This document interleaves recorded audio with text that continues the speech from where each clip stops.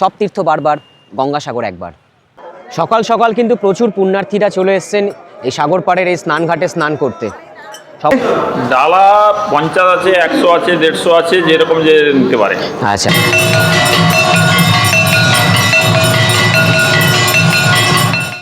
Hello বন্ধুরা, roaming বার্ডসের আবারও একটা নতুন ভ্রমণের ব্লগে আপনাদের সবাইকে স্বাগত। আজকে আমি আপনাদেরকে নিয়ে যাব পশ্চিমবঙ্গ তথা ভারতবর্ষের অন্যতম বিখ্যাত পুণ্যতীর্থস্থান গঙ্গাসাগর। আর কিছুদিন পরেই কিন্তু রয়েছে মকর সংক্রান্তি।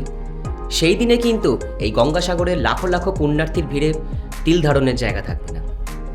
আর সেই তখনই হবে বিখ্যাত গঙ্গাসাগর মেলা। তো সেই মেলার কীরকম কী প্রস্তুতি চলছে, আপনারা কিভাবে গঙ্গাসাগর পৌঁছবেন, কোন পথে গেলে আপনারা কম খরচে কম সময়ে গঙ্গাসাগর পৌঁছতে পারবেন, এমনকি কোন পথে গেলে আপনারা এই অত্যাধিক ভিড়ের চাপ এড়িয়ে নিশ্চিন্তে গঙ্গাসাগর পৌঁছতে পারবেন, সেই সমস্ত তথ্য নিয়ে কিন্তু থাকছে আজকের এই ভিডিওটি। আপনাদের সাথে রয়েছি আমি আপনাদের বন্ধু সৌরভ। ভিডিওটি স্কিপ না করে পুরোটা দেখতে থাকুন। ভালো লাগলে একটা লাইক আর শেয়ার করে দেবেন। আর নতুন দর্শক বন্ধু হয়ে থাকলে এরকম সুন্দর সুন্দর নতুন নতুন ভিডিও দেখার জন্য চ্যানেলটা সাবস্ক্রাইব করে একটু আমাদের পাশে থাকবেন। দাঁড়িয়ে রয়েছি শিয়ালদহ স্টেশনে। এখান থেকে আমি এখন যাব হচ্ছে শিয়ালদহ সাউথ সেকশন বা দক্ষিণ শাখায়।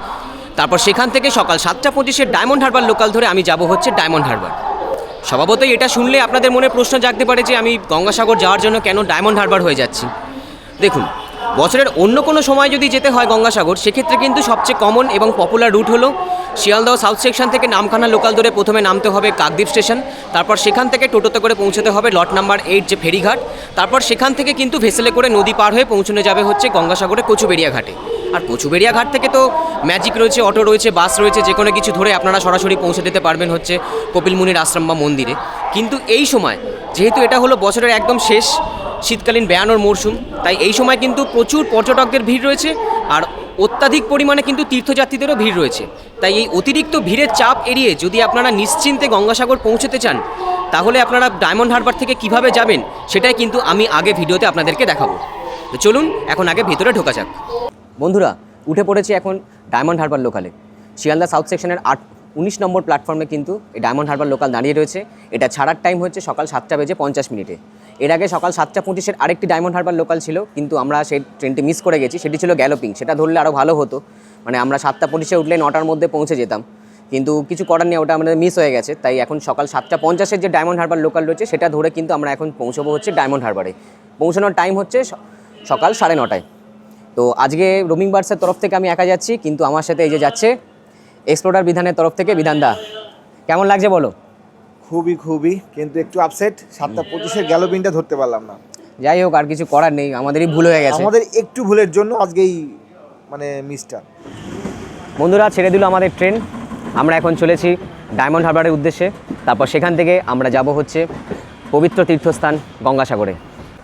তবে হ্যাঁ, আমি আর বিধানদা এর আগে তো অনেক ট্যুর করেছি, আগামী দিনেও কিন্তু আরও অনেক ট্যুর করব। আচ্ছা, সবাই বলে সব তীর্থ বারবার, গঙ্গাসাগর একবার, কিন্তু আমরা বলি সব তীর্থ বারবার, গঙ্গাসাগরও বারবার। কারণ এখন আমি এর আগের বারও ঘুরে এসেছি, 2023-এ গঙ্গাসাগর ঘুরে এসেছি, এবার এই 2025-এও কিন্তু গঙ্গাসাগর ঘুরতে যাচ্ছি। বিধানদার দুবার হয়ে গেল, কিন্তু আমার একবার।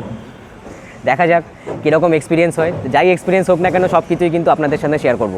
আর আপনারা কিন্তু অবশ্যই এই বিধানদার এক্সপ্লোরার বিধান যে ইউটিউব চ্যানেলটি রয়েছে সেটি কিন্তু সাবস্ক্রাইব করতে একদমই ভুলবেন না। সেই চ্যানেলেও কিন্তু পরপর প্রচুর নতুন নতুন অনেক ভিডিও আসছে। শিয়ালদহ থেকে কাকদ্বীপগামী সকালের দিকে নামখানা লোকালে যেমন অত্যাধিক ভিড়ের জন্য পা ফেলা যায় না, সকালের দিকে ডায়মন্ড হারবার লোকালের চিত্রটা কিন্তু ঠিক তার উল্টো। আপনারা একদম ফাঁকায় নিশ্চিন্তে যাত্রা করতে পারবেন। বন্ধুরা, ঘড়িতে সময় সকাল 9:35। 5 মিনিট লেটে আমরা এসে পৌঁছলাম ডায়মন্ড হারবারে। এখন আমরা স্টেশন দিয়ে বেরিয়ে সামনের দিকে যাব। সেখান থেকে এখন আমাদেরকে বাসে করে যেতে হবে হচ্ছে নতুন রাস্তার মোড়। নতুন রাস্তার মোড় থেকে আমরা যাব হচ্ছে লট নাম্বার 8 যে জেটি ঘাট রয়েছে সেখানে।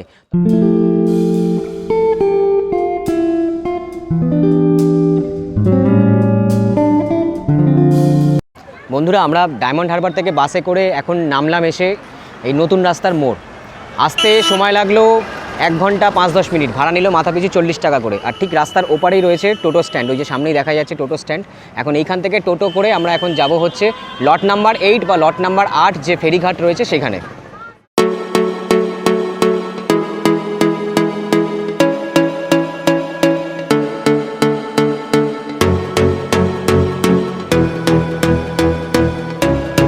বন্ধুরা নতুন রাস্তার মোড় থেকে আমরা টোটো করে এই রাস্তা দিয়ে এলাম, সময় লাগলো 10 মিনিট মতো, ভাড়া নিল মাথাপিছু 20 টাকা করে।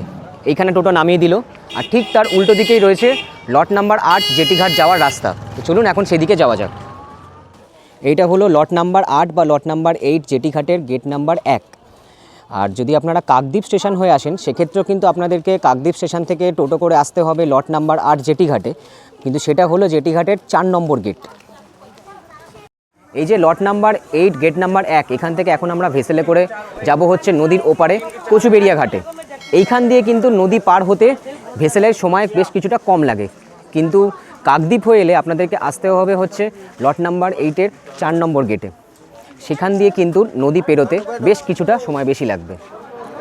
এই যে বন্ধুরা, এইটা হলো এই জেটিঘাটের টিকিট কাউন্টার। এইখান থেকে টিকিট কেটে তারপরে এই রাস্তা ধরে সামনে এগিয়ে গেলেই রয়েছে ফেরিঘাট, সেখান থেকে কিন্তু ভেসেলে উঠতে হবে। বন্ধুরা, এখান থেকে আমাদের ভেসেলের যে টিকিট নিলে হচ্ছে মাথাপিছু 9 টাকা করে। তো এখন সামনে রয়েছে ভেসেল, আমরা এখন এই জেটিঘাটে লাইনে দাঁড়িয়ে আছি, আর সামনে শুধু ভিড়টা একবার দেখুন।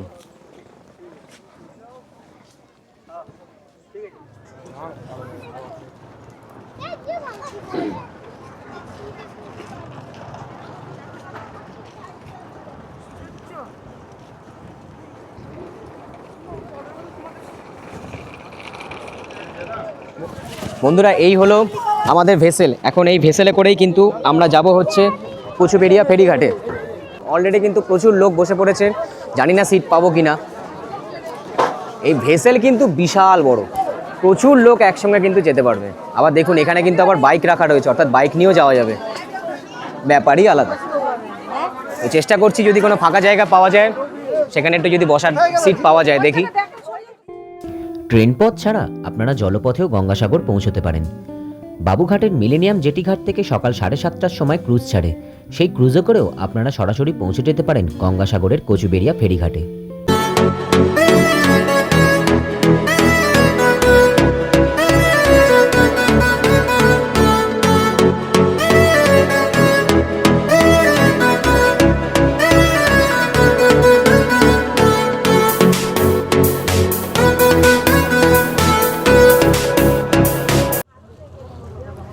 বন্ধুরা দেখুন, আমাদের সাথে সাথে কিন্তু প্রচুর পরিযায়ী পাখিরাও আমাদের সঙ্গে সঙ্গে উড়ে উড়ে বেড়াচ্ছে।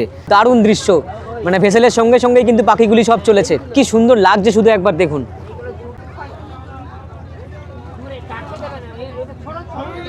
ভেসেলের টিকিটের সঙ্গে এই রকম দৃশ্য ফ্রি, দুর্দান্ত ব্যাপার। এই দেখুন সবাই খাবার ছুটছে আর পাখিরা কিন্তু এসে সঙ্গে সঙ্গে নিয়ে চলে যাচ্ছে।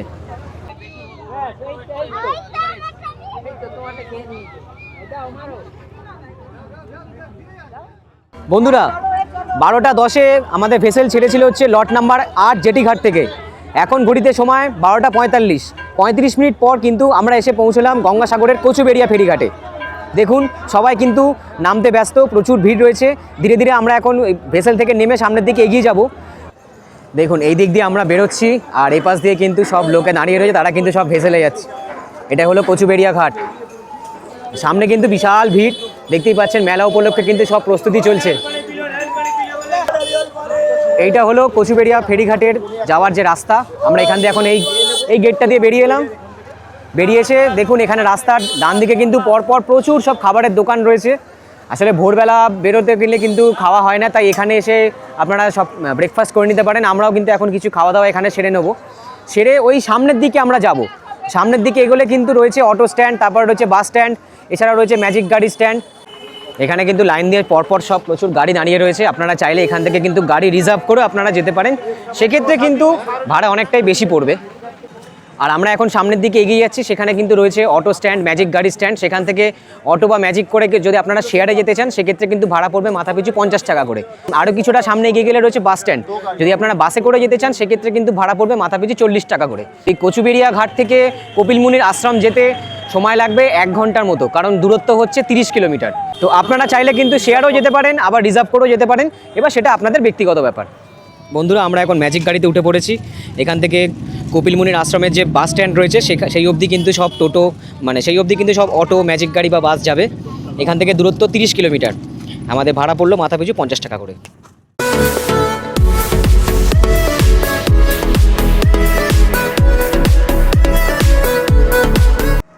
বন্ধুরা, কচুবেড়িয়া ঘাট থেকে প্রায় 45 মিনিট এই ম্যাজিক গাড়িতে করে জার্নি করে আমরা অবশেষে এসে পৌঁছলাম সেই মিলন তীর্থ পুণ্যতীর্থ গঙ্গাসাগরে। এটাই হলো গঙ্গাসাগরের যে বাস স্ট্যান্ড। এই সমস্ত আপনারা বাসে করে আসুন বা অটো করে আসুন বা ম্যাজিক গাড়ি করে যাই করে আসুন না কেন, সব কিন্তু এখানেই আপনাদেরকে নামিয়ে দেবে। এই দেখুন, এপাশে কিন্তু পরপর সব গাড়ি দাঁড়িয়ে রয়েছে। আমার পেছনেও দেখতে পাচ্ছেন পরপর কিন্তু সব এখানেই সব গাড়ি দাঁড়িয়ে রয়েছে। তো এইখান থেকে এখন আমরা এই সামনে কিছুটা হেঁটে যাব, মানে সামনে হেঁটে গেলেই রয়েছে কপিল মুনির আশ্রম। আগে কিন্তু এই যে ডান দিকের রাস্তাটি দেখছেন, এইখান দিয়ে কিন্তু যাওয়া যেত কপিল মুনির আশ্রমে, তারপর এখান দিয়ে কিন্তু আগে মানে সাগর পাড়ে যাওয়া যেত। তবে এখন কিন্তু এখানে রাস্তার কাজ চলছে, গঙ্গাসাগর মেলা উপলক্ষে রাস্তার এখন কাজ চলছে বলে এখন আমাদেরকে যেতে হবে হচ্ছে এই সামনের এই রাস্তাটি ধরে। তো এখান থেকে কিছু দূর পায়ে হেঁটে গেলেই কিন্তু পরপর প্রচুর সব হোটেল রয়েছে, আর কিছুটা এগিয়ে গেলে কিন্তু রয়েছে সমুদ্র। দেখতেই পাচ্ছেন বন্ধুরা, জোর কদমে কিন্তু একদম মেলার প্রস্তুতি চলছে। এই সামনের রাস্তা ধরে আমরা এখন কিছুটা এগিয়ে যাব, পায়ে হেঁটে 10 মিনিট মতো সময় লাগবে। এছাড়া আপনারা চাইলে কিন্তু এই বাস স্ট্যান্ড থেকে আপনারা টোটো নিয়েও মাথাপিছু 10 টাকার বিনিময়ে সরাসরি কপিল মুনির আশ্রমের ওখানে পৌঁছে যেতে পারবেন। আর দেখুন, রাস্তার দুপাশে কিন্তু সব বাঁশ লাগানো হয়ে গেছে। এবারে কিন্তু এগুলোকে সব একদম কাপড় দিয়ে মুড়ে দেওয়া হবে এবং সব ছোটো ছোটো টুনি লাইটও লাগানো হচ্ছে দেখতে পাচ্ছি। ডায়মন্ড হারবার হয়ে আসলে এই রাস্তা দিয়ে মানে সময়টা একটু বেশি লাগলো, কারণ ডায়মন্ড হারবার স্টেশন থেকে এই যে নতুন রাস্তার মোড় আমরা এলাম, এখানে সময়টা একটু বেশি লেগে গেল, 1 ঘন্টার বেশি। কিন্তু একটা ব্যাপার হচ্ছে, এই রাস্তা দিয়ে এলে কিন্তু আপনারা অনেকটা ভিড় এড়িয়ে খুব তাড়াতাড়ি এবং খুব সহজেই আপনারা একদম হ্যাসেল ফ্রিভাবে পৌঁছে যেতে পারবেন এই গঙ্গাসাগরে। নতুন রাস্তার মোড় থেকে জাস্ট একটা টোটো নিয়ে 10 মিনিটের মধ্যেই চলে আসলাম হচ্ছে লট নাম্বার 8, যে জেটি ঘাট রয়েছে তার গেট নাম্বার 1। এই লট নাম্বার 8 জেটি ঘাট কিন্তু বিশাল বড়, তার কিন্তু অনেকগুলি গেট রয়েছে। ডায়মন্ড হারবার হয়ে আসলে কিন্তু সেটা হচ্ছে গেট নাম্বার 1। আর গেট নাম্বার 1 থেকে তারপরে ভেসেলে করে ওই 30 থেকে 40 মিনিট মতো 35 মিনিট মতো সময় লাগলো। আমরা পৌঁছে গেলাম হচ্ছে কচুবেড়িয়া যে ঘাট। তারপর কচুবেড়িয়া ঘাট থেকে ওই 40-45 মিনিটের মধ্যে আমরা কিন্তু পৌঁছে গেলাম গঙ্গাসাগরের বাস স্ট্যান্ডে। বাস স্ট্যান্ড থেকে আমরা এই রাস্তা ধরে কিছুটা এগিয়ে এলাম। এগিয়ে আসার পরে এই যে 3 রাস্তার মোড় রয়েছে, এই রাস্তাটা কিন্তু সোজা চলে যাচ্ছে হচ্ছে স্নানঘাটের দিকে। আর এই যে ডান দিকের রাস্তাটি, এদিক দিয়ে গেলেই কিন্তু রয়েছে কপিল মুনির আশ্রম। সামনের ওই 3 রাস্তার মোড় থেকে ডান দিকে এই রাস্তা ধরে কিছুটা এগিয়ে আসলেই এই যে ডান দিকেই রয়েছে কিন্তু সেই বিখ্যাত ভারত সেবাশ্রম সংঘ। এখানে কিন্তু প্রচুর রুম রয়েছে, আপনারা কম পয়সার মধ্যে কিন্তু এখানে আপনারা ঘর ভাড়া নিয়ে থাকতে পারবেন 1 রাত বা 2 রাতের জন্য। আর ভারত সেবাশ্রম সংঘের ঠিক উল্টো দিকে রাস্তার এই পাশে দেখুন অনেক ছোট ছোট সব খাবারের দোকান রয়েছে, হোটেল রয়েছে। এপাশেও কিন্তু অনেক খাবারের হোটেল রয়েছে, অর্থাৎ আপনারা দুপুরবেলা বা রাত্রিবেলা এখান থেকে কিন্তু খাবার দাবার পেতে আপনাদের কোনো সমস্যাই হবে না। গেট দিয়ে ঢোকার পরেই সামনে কিছুটা এগোলেই এই বাঁদিকেই রয়েছে এনাদের অফিস। এখান থেকেই কিন্তু রুম বুকিংয়ের সমস্ত প্রসিডিওরস হয়। আপনাদের কিন্তু এখানে এসে লাইনে দাঁড়িয়ে তবে কিন্তু রুম বুক করতে হবে। দেখতেই পাচ্ছেন এখনও কিন্তু প্রচুর লোক এসছে, তারা কিন্তু সব রুমের জন্য এখানে ওয়েট করছে।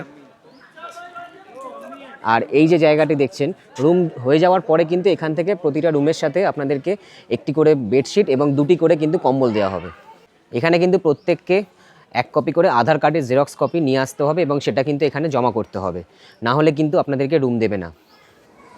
এই যে এইটা হলো ভারত সেবাশ্রম সংঘের মন্দির, খুব সুন্দর লাগছে কিন্তু মন্দিরটি দেখতে। দেখতেই পাচ্ছেন আপনারা, সন্ধেবেলা কিন্তু আরও ভালো লাগবে দেখতে। আর এই যে দেখছেন এই মাঠের মধ্যে কিন্তু এখানে সব প্যান্ডেল করা শুরু হয়ে গেছে, এটা কিন্তু গঙ্গাসাগর মেলার জন্যই তৈরি করা হচ্ছে। ওই গেট দিয়ে ঢোকার পরে ডান দিকে বাঁ দিকে প্রচুর জায়গা রয়েছে, চারিদিকে কিন্তু প্রচুর সব রুম রয়েছে, অর্থাৎ রুম পাওয়া নিয়ে কিন্তু কোনো অসুবিধা হবে না। হ্যাঁ, যদি একান্তই ভিড় হয়ে যায় প্রচণ্ড, তাহলে কিন্তু রুম পেতে অসুবিধা হতে পারে। গেট দিয়ে ঢুকে এই ডান দিকে এগিয়ে আসার পরে এই যে বিল্ডিংটি রয়েছে, এই বিল্ডিংয়ে কিন্তু 3 তলায় রয়েছে আমাদের রুম। চলুন এবার রুমটা আপনাদেরকে একটু ভালো করে ঘুরিয়ে দেখিয়ে নিয়ে আসি। এই যে এভাবে সিঁড়ি দিয়ে ওপরে উঠতে হবে, আমাদের রুম রয়েছে 3 তলায়। সিঁড়ি দিয়ে ওপরে উঠছি, উঠলেই কিন্তু বাঁদিকে এবং ডান দিকে দুদিকে কিন্তু একটা বিশাল বড় লন রয়েছে।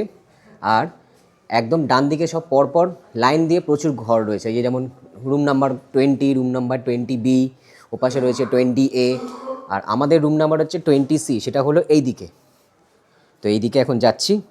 তবে তার আগে এই ওপরের এই যে লন বা বারান্দা, আপনাদের নিচ থেকে তো ভারত সেবাশ্রম সংঘটা আপনাদেরকে ঘুরিয়ে দেখাচ্ছিলাম, এবার ওপর থেকে দেখুন ভারত সেবাশ্রম সংঘটা দেখতে কীরকম লাগছে। এই যে দেখতেই পাচ্ছেন বিশাল বড় এরিয়া জুড়ে কিন্তু এই ভারত সেবাশ্রম সংঘ। এই দেখুন কি সুন্দর একদম মন্দিরটি। এখানে কিন্তু প্রতিদিন সকালবেলা এবং সন্ধেবেলা সব এখানে আরতি হয়। তো আর এই হলো আমাদের রুম, এটা হলো রুম নাম্বার 20C। একদম ছিমছাম একটি রুম, বেশ খুব বড়ও নয়, মোটামুটি কাজ চালানোর জন্য চলে যাবে, অসুবিধা নেই। সামনে একটা বেড রয়েছে, এখানে মোটামুটি 4 জন শুয়ে থাকা যেতে পারে, কারণ অনেক বড় বেডটা। আচ্ছা, এনারা কিন্তু প্রতি রুমের সাথে একটা করে বেডশিট আর 2টি করে ব্ল্যাঙ্কেট দিয়ে দিচ্ছেন। মানে আমরা যেহেতু 2 জন আছি তাই কিন্তু 2টো করে ব্ল্যাঙ্কেট দিয়েছে। আর এখানে কিছু জিনিসপত্র আপনারা রাখার জন্য একটা র্যাক করা রয়েছে, আর এখানে চার্জিং পয়েন্ট রয়েছে, এই একটা লাইট রয়েছে, ওপরে ফ্যান রয়েছে, এখানে একটা টেবিল রয়েছে, আর এখানে একটা জানলা রয়েছে, এটা না খুললেও কোনো অসুবিধা নেই। আর এই রুমের সাথে কিন্তু অ্যাটাচড বাথরুম রয়েছে, একটুখানি আপনাদেরকে দেখিয়ে দিই। এই যে দেখুন, ইন্ডিয়ান স্টাইলের কিন্তু পট রয়েছে, কমোড নয়। যাই হোক, বেশ বড়সড় রয়েছে, পরিষ্কার পরিচ্ছন্ন বাথরুম। বেডের সাইডে একটা জানলা রয়েছে, আর এই হলো বেড। একটা রাতের জন্য এখানে ঠিকই আছে। তো আমরা আমাদের কিছু লাগেজ জিনিসপত্র সব এখানে রেখে দিয়েছি। তবে বন্ধুরা, এই ভারত সেবাশ্রম সংঘ শুধুই নয়, এই গঙ্গাসাগরে যে সমস্ত গেস্ট হাউসগুলি রয়েছে এখানে কোথাও কিন্তু আপনারা একা আসলে রুম পাবেন না, এটা মাথায় রাখবেন। একার জন্য কিন্তু এখানে কোনো গেস্ট হাউস বা ভারত সেবাশ্রম সঙ্গে কিন্তু রুম দেবে না, মিনিমাম 2 জনকে আসতেই হবে। না আসলে কিন্তু, মানে 2 জন না আসলে কিন্তু একজনের পক্ষে রুম পাওয়া অসম্ভব। আমাদের এই রুমটার ভাড়া পড়েছে 500 টাকা, যেহেতু এটার সঙ্গে অ্যাটাচড বাথরুম রয়েছে। এছাড়া এর থেকে কমেও কিন্তু রুম রয়েছে, যেমন 300 টাকাতেও রুম রয়েছে, কিন্তু সেক্ষেত্রে কিন্তু বাথরুম কমন হয়ে যেত, মানে কমন বাথরুম ইউজ করতে হতো, ঘরের সঙ্গে অ্যাটাচ বাথরুম হতো না। যেহেতু আমরা ঘরের সঙ্গে অ্যাটাচ বাথরুম নিয়েছি, তাই আমাদের এই রুম ভাড়া পড়লো 500 টাকা। এই যে ভারত সেবাশ্রম সংঘের গেট, ঠিক তার পাশেই কিন্তু এই হোটেলটা থেকেই কিন্তু আমরা আজকে দুপুরবেলা লাঞ্চ করলাম। সবজি ভাতে আজকে রয়েছে হচ্ছে ভাত, আলু ভাজা, একটা তরকারি, আর সাথে কিন্তু রয়েছে ডাল। আচ্ছা, এর সাথে কিন্তু আমরা একটা করে ডিমের অমলেট অর্ডার দিয়েছি। ডিমের অমলেটের দাম পড়ছে 15 টাকা, অর্থাৎ সবজি ভাতের দাম পড়ছে 50 টাকা, আর ডিমের অমলেট পড়ছে 15 টাকা। তো এই দিয়ে কিন্তু আমরা এখন আজকে দুপুরে লাঞ্চটা সেরে নেব। আর এই যে সামনে রাস্তা, এই রাস্তা ধরে পায়ে হেঁটে কিছুটা এগোলেই কিন্তু রয়েছে কপিল মুনির আশ্রম বা কপিল মুনির মন্দির। তো চলুন এখন আপনাদেরকে মন্দিরটা ঘুরিয়ে নিয়ে আসি। আর এই যে দেখছেন সামনের গেট, এখানে কিন্তু গঙ্গাসাগর মেলা উপলক্ষে সব কিন্তু গেট পুরো রেডি হচ্ছে, ভালো করে সব সাজানো হচ্ছে। দেখতেই পাচ্ছি চারিদিকে কিন্তু সোলার বিভিন্ন রকম ডিজাইন দিয়ে পুরো গেটটি সুন্দরভাবে সাজানো হচ্ছে। ভারত সেবাশ্রম সংঘ থেকে এই রাস্তা ধরে পায়ে হেঁটে 5 মিনিট এগিয়ে এলাম। আর এই হলো একটা 3 রাস্তার মোড়। এখান থেকে ডান দিকে ঘুরলেই কিন্তু ওই সামনেই দেখা যাচ্ছে কপিল মুনির আশ্রম বা কপিল মুনির মন্দির। এই যে বন্ধুরা, সামনেই রয়েছে কপিল মুনির মন্দির। আর এই রাস্তার বাঁদিকে এবং ডান দিকে কিন্তু সব ঘরগুলি যে দেখতে পাচ্ছেন, এগুলি হলো সব নাগা সন্ন্যাসীদের ঘর। দেখতেই পাচ্ছেন সব সন্ন্যাসীরা কিন্তু একে একে সবাই আসতে শুরু করে দিয়েছে গঙ্গাসাগর মেলা উপলক্ষে।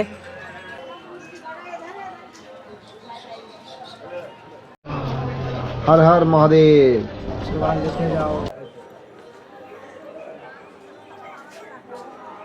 তবে যারা উলঙ্গ স্বামী বা নাগা সন্ন্যাসী, তাদেরকে কিন্তু একদম সরাসরি ভিডিওতে দেখানো যাবে না, কারণ কিছু রুলস অ্যান্ড রেগুলেশন রয়েছে, বেশ কিছু রেস্ট্রিকশন রয়েছে, সেই জন্য কিন্তু আমি আপনাদেরকে দেখাতে পারবো না। আপনারা এলে নিজেরাই কিন্তু স্বচক্ষে দেখে নেবেন। বন্ধুরা, চলে এসেছি সেই বিখ্যাত কপিল মুনির আশ্রম বা কপিল মুনির মন্দিরের সামনে। আর এই হলো সেই সুন্দর মন্দির, আর এই হলো বিশাল বড় মন্দির চত্বর। আর কিছুদিন পরে পৌষ সংক্রান্তির সময় কিন্তু এখানে লাখো লাখো পুণ্যার্থীর ভিড়ে একেবারে তিল ধারণের জায়গা থাকবে না।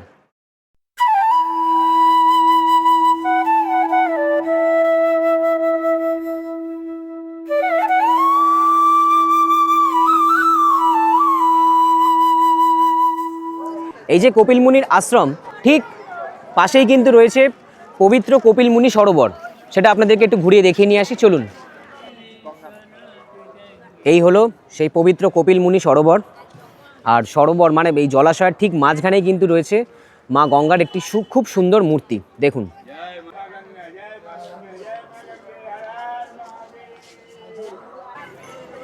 এই যে কপিল মুনির আশ্রম, তার উল্টো দিকের এই যে রাস্তা, এই রাস্তা ধরে সোজা সামনে এগুলোই কিন্তু ওই দেখা যাচ্ছে সমুদ্র, ওখানেই কিন্তু রয়েছে স্নানঘাট। তবে তার আগে এই মন্দিরের ঠিক এই সাইডে কিন্তু রয়েছে সব ডালা আর্কেড বা ডালার দোকান। এখানে কিন্তু ভেতরে প্রচুর দোকান রয়েছে, এই সব দোকান থেকে আপনারা পুজোর ডালা কিনে মন্দিরে গিয়ে পুজো দিতে পারবেন। ডালা 50 আছে, 100 আছে, 150 আছে, যেরকম যে নিতে পারে। আচ্ছা, আর ডালা ছাড়া তো আরো পুজোর অন্যান্য জিনিসও রয়েছে। সামগ্রী আছে, সবই পাওয়া যাবে। সবই আচ্ছা। বিভিন্ন রকম দাম আছে। হ্যাঁ, মন্দিরে দেওয়ার জন্য সব পুজোর ডালা রাখে এটা। আর সকালে কটা থেকে খোলা থাকে মোটামুটি? সকালে 6টা থেকে খোলা থাকে। আচ্ছা, আর রাত্রে? রাত্রিতে আবার সেই সন্ধ্যা আরতি হয়ে বন্ধ হয় 7টার সময়। আর তো পুণ্যার্থীরা আসছে? পুণ্যার্থীরা আসছে। আচ্ছা, আর মকর সংক্রান্তিতে তো খুব ভিড় হবে। প্রচুর ভিড় হয়, প্রচুর ভিড় হয়। কপিল মুনির আশ্রম থেকে এই রাস্তা ধরে পায়ে হেঁটে 5 মিনিট মতো এগিয়ে আসলেই কিন্তু এই দেখুন সব অস্থায়ী গেট হচ্ছে। আর দূরে কিন্তু সব মানে তীর্থযাত্রীদের থাকার জন্য সব অস্থায়ী ঘরের ব্যবস্থা হচ্ছে। আর অলরেডি কিন্তু চারপাশে সব দোকান বসতে শুরু করে দিয়েছে, অর্থাৎ মেলার প্রস্তুতি কিন্তু একদম জোর কদমে চলছে বলাই যায়। এই সব অস্থায়ী ঘর তৈরি হচ্ছে। আর এই যে একটা অস্থায়ী গেট, আর সামনেই কিন্তু রয়েছে সুন্দর বে অফ বেঙ্গল বা বঙ্গোপসাগর। চলুন আপনাদেরকে একবার ঘুরিয়ে নিয়ে আসি। আগে কিন্তু এটাই ছিল স্নানঘাট, তবে এখন কিন্তু এই স্নানঘাটটি ভেঙে গেছে। এখন স্নানঘাটটি হয়ে গেছে পাশে একটু দূরে, সেটা আমি আপনাদেরকে পরে দেখাচ্ছি। পুরাণ মতে ঋষি কপিল মুনি তার মোক্ষ লাভের জন্য এই স্থানে ধ্যানমগ্ন অবস্থায় বহু বছর তপস্যা করেছিলেন। এই কপিল মুনিকে কিন্তু ভগবান বিষ্ণুর আরেক অবতার হিসেবেই মনে করা হতো। সেই সময় দেবরাজ ইন্দ্র সগর রাজার অশ্বমেধের ঘোড়া চুরি করে কপিল মুনি যেখানে তপস্যা করেছিলেন সেই মন্দিরের পাশে লুকিয়ে রেখেছিলেন। এবং পরে সগর রাজার 60,000 পুত্ররা সেই কপিল মুনির আশ্রমের বা মন্দিরের পাশেই কিন্তু অশ্বমেধের ঘোড়াটিকে খুঁজে পান এবং তারা কপিল মুনির ধ্যান ভঙ্গ করেন এবং তাকে মিথ্যে অপবাদ দেন। সেই ক্রোধে কপিল মুনি তাদের অভিশাপ দেন এবং তাদেরকে ভস্মীভূত করে দেন। কিন্তু তাদের চিতাভস্ম জলস্পর্শ না হওয়ার ফলে তাদের আত্মার শান্তিলাভ হয় না। সেই কারণেই পরবর্তীকালে রাজা ভগীরথের অনুরোধে পবিত্র গঙ্গা নদী স্বর্গ থেকে মর্তে অবতরণ করেন এবং এই স্থানেই গঙ্গা নদী সাগর অর্থাৎ বঙ্গোপসাগরের সঙ্গে মিলিত হয়েছে। তাই এই মিলনস্থল বা মোহনার নাম হয়েছে গঙ্গাসাগর। আর সগর রাজার নাম থেকেই কিন্তু এই জায়গার নাম হয়েছে সাগরদ্বীপ, যা এক পবিত্র ভূমি হিসেবেই মনে করা হয়। তো গঙ্গা নদীর স্বর্গ থেকে মর্তে অবতরণের পরে সেই চিতাভস্ম গঙ্গা নদীর জলস্পর্শ হওয়ার ফলে রাজা ভগীরথের পূর্বজ অর্থাৎ সগর রাজার 60,000 পুত্র সন্তানের আত্মার শান্তিলাভ হয়। তাই হিন্দু ধর্মের পবিত্র পুণ্যস্থান বা তীর্থস্থানগুলির মধ্যে অন্যতম হলো এই গঙ্গাসাগর। সারা বছরই কিন্তু এখানে পর্যটক বা পুণ্যার্থীদের আগমন হয় ঠিকই, কিন্তু মূলত মকর সংক্রান্তির পুণ্যতিথিতে অর্থাৎ প্রতি বছর জানুয়ারি মাসের 14 কিংবা 15 তারিখ নাগাদ কিন্তু ভারতবর্ষের বিভিন্ন জায়গা থেকে এমনকি বিদেশ থেকেও লাখো লাখো পুণ্যার্থী বা তীর্থযাত্রীদের কিন্তু সমাগম হয় এই গঙ্গাসাগরে।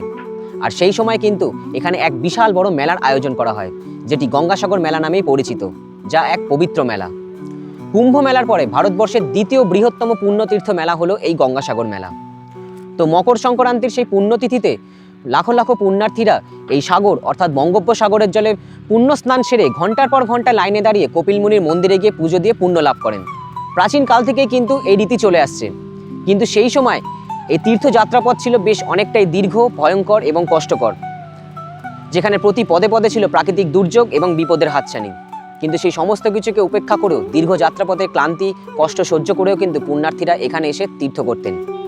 আর সেই তখন থেকেই কিন্তু একটি কথার প্রচলন হয়েছে, যা আজও মানুষের মুখে মুখে ফেরে, সব তীর্থ বারবার, গঙ্গাসাগর একবার।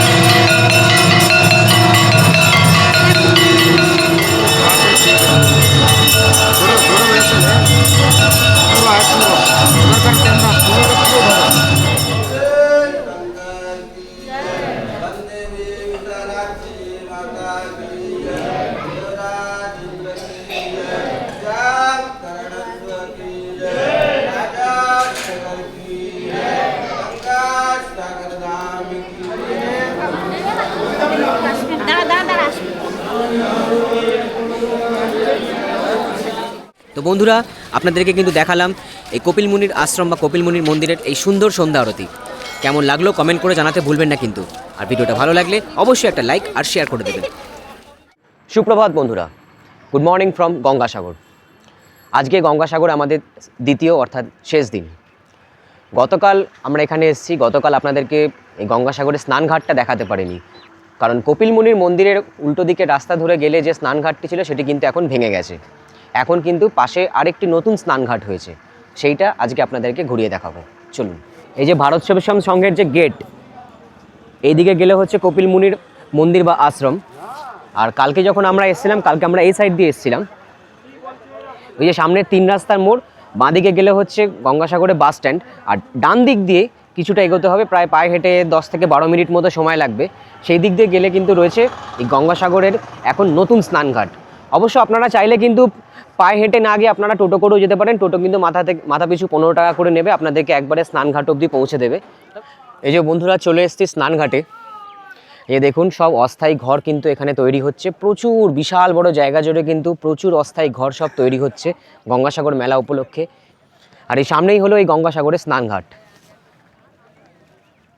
আর এখানে কিন্তু দেখুন চারিদিকে প্রচুর ছোট ছোট সব দোকান বসে গেছে। আর মেলা যখন শুরু হয়ে যাবে তখন কিন্তু আরও অনেক দোকান সব চারিদিকে ভরে যাবে। এই যে এইটা হলো স্নানঘাটে যাওয়ার রাস্তা। এখনও কিন্তু পুরোপুরি তৈরি হয়নি, এখনও তৈরি করা হচ্ছে রাস্তা, এখনও মাটি ফেলা রয়েছে। তবে আর কয়েকদিনের মধ্যে কিন্তু পুরো রাস্তাটা তৈরি করে দেওয়া হবে। আর দেখুন এই সকালবেলা কিন্তু দলে দলে প্রচুর লোক যাচ্ছেন স্নানঘাটে স্নান করতে। চলে এসছি স্নানঘাটে। দেখুন সকালবেলা এখন বাজে হচ্ছে সকাল 7:30। কত লোকের ভিড় দেখুন এই স্নানঘাটে, প্রচুর লোক কিন্তু এখানে সবাই এসে স্নান করছেন। দেখতেই পাচ্ছেন এই সাগর পাড়ে কিন্তু প্রচুর লোকের ভিড় রয়েছে। এবং এই নিচে কিন্তু প্রচুর কিছু ছোট ছোট অস্থায়ী দোকানও রয়েছে, আপনারা চাইলে কিন্তু টুকটাক কিছু খাবার দাবার কিনে খাওয়া দাওয়াও করতে পারবেন।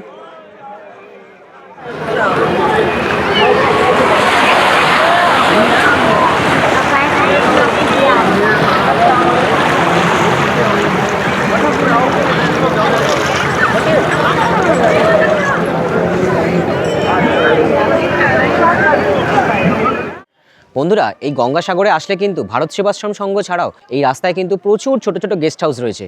এই সব গেস্ট হাউসগুলিতে কিন্তু আপনারা এসি নন এসি সমস্ত রকমের রুম পেয়ে যাবেন। যদি আপনারা অফ সিজনে আসেন সেক্ষেত্রে কিন্তু নন এসির ভাড়া পড়তে পারে 500 টাকা, আর এসির ভাড়া পড়তে পারে 700 থেকে 800 টাকা। কিন্তু এই সময় যেহেতু এটা বছরের শেষ, এটা কিন্তু পর্যটনের মরশুম, এই সময় কিন্তু প্রচুর পর্যটকরা এখানে আসেন, আর তীর্থযাত্রীরা তো আসেনি। এই সময় কিন্তু এই পিক সিজনে এই সময় নন এসি রুমের ভাড়া পড়ে যায় 1000 থেকে 1200 টাকা, আর যদি এসি রুম নিতে হয় এসি রুমের ভাড়া কিন্তু পড়ে যায় প্রায় 1500 থেকে 1700 টাকা। আমি এই ভিডিও স্ক্রিনে এবং ডেসক্রিপশন বক্সে বেশ কিছু গেস্ট হাউসের কন্ট্যাক্ট নাম্বার দিয়ে দিচ্ছি, আপনারা চাইলে ভিডিওটি পজ করে দেখে নিতে পারেন, আর না হলে আপনারা স্ক্রিনশটও নিয়ে রাখতে পারেন। তো বন্ধুরা এই গঙ্গাসাগরের ভিডিও আপনাদের কেমন লাগলো কমেন্ট করে জানাতে ভুলবেন না কিন্তু। সামনেই রয়েছে গঙ্গাসাগর মেলা, আপনারা আসছেন তো, কারা কারা আসছেন অবশ্যই কমেন্ট করে জানাতে ভুলবেন না কিন্তু। আর ভিডিওটা ভালো লাগলে অবশ্যই একটা লাইক আর শেয়ার করে দেবেন। আর এরকম আরও অনেক নতুন সুন্দর ভিডিও দেখার জন্য কিন্তু অবশ্যই চ্যানেলটা সাবস্ক্রাইব করে একটু আমাদের পাশে থাকবেন। তো আজকের মতো ভিডিওটা এখানেই শেষ করছি। এর পরের নতুন কোনো ভিডিও নিয়ে আপনাদের সঙ্গে খুব তাড়াতাড়ি দেখা হচ্ছে। ততক্ষণের জন্য সকলকে টাটা, সবাই ভালো থাকবেন।